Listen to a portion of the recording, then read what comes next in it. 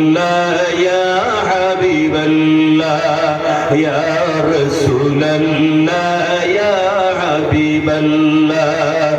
আমারি মৌতের নিদান কালে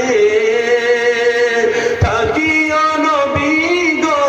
আমার শিয়রে ও গো নবী কালেমা শোনাবো আপনায় ইয়া রাসূলুল্লাহ ইয়া হাবিবাল্লাহ ইয়া রাসূলুল্লাহ ইয়া হাবিবাল্লাহ